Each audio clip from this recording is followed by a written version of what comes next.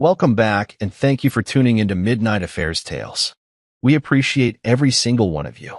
We'd love to know what part of the world you are watching from right now. Let us know in the comments. Now let's dive into today's story, Chapter 1.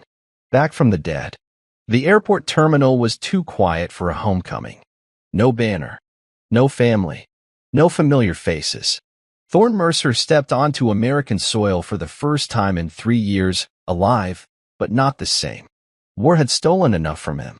His leg bore shrapnel scars, his chest held a rebuilt lung, and his eyes, they didn't blink the way they used to.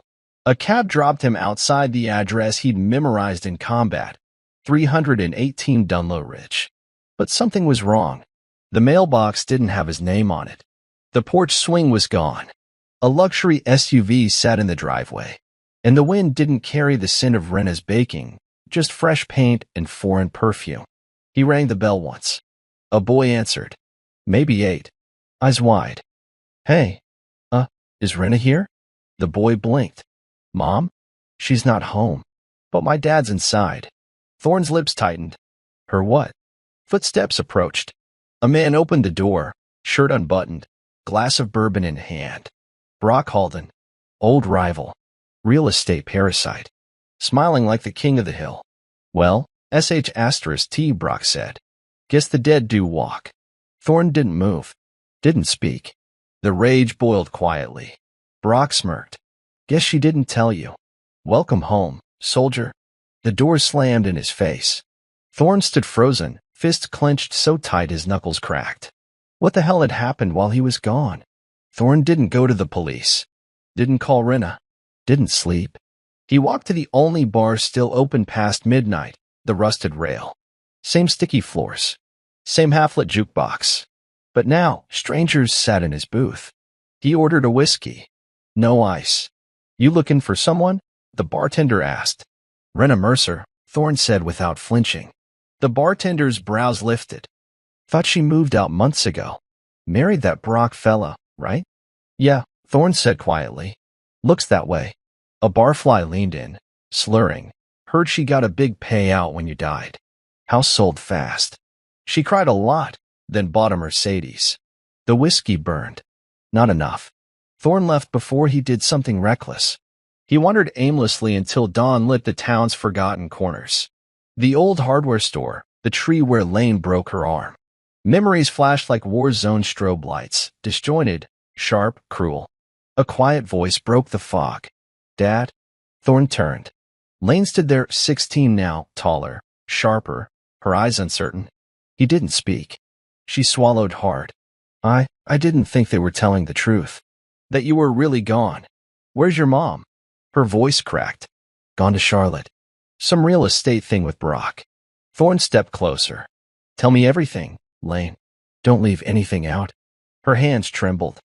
She reached into her backpack and handed him something. A black flash drive. I've been watching them, she whispered. It's all on here. Thorne stared at her. For the first time, his hands didn't shake from war.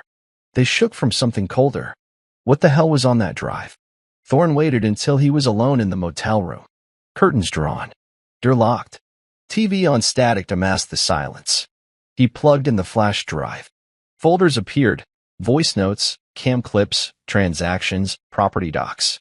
First video, Rena laughing in bed. Brock's voice off camera. He's probably bones in a ditch by now.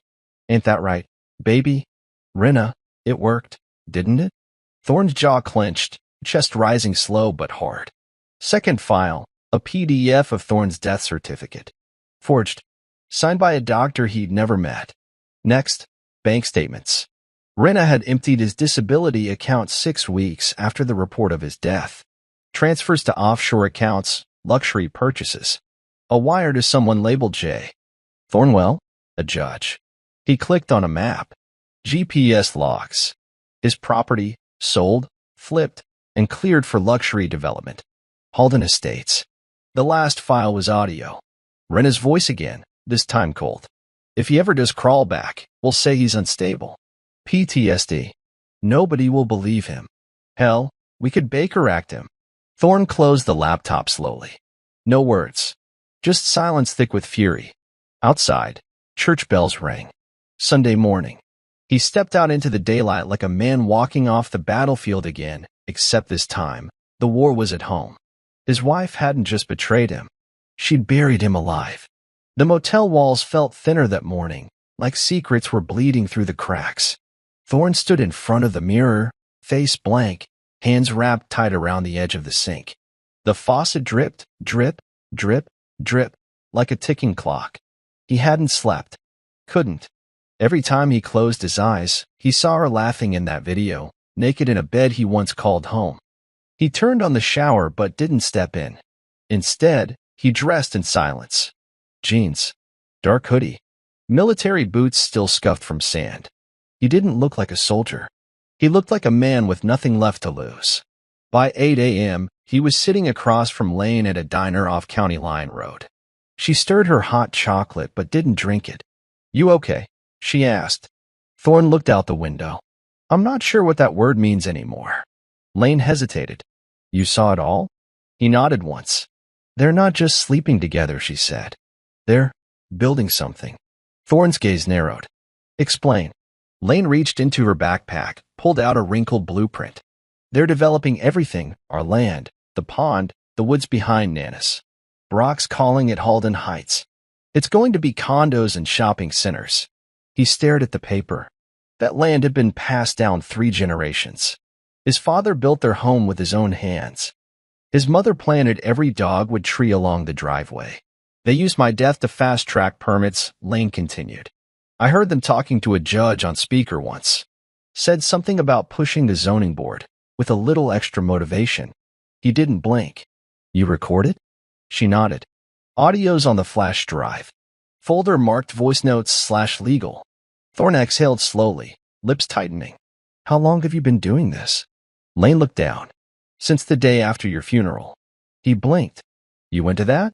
She looked away. "I had to. Everyone else said goodbye. I needed to make sure I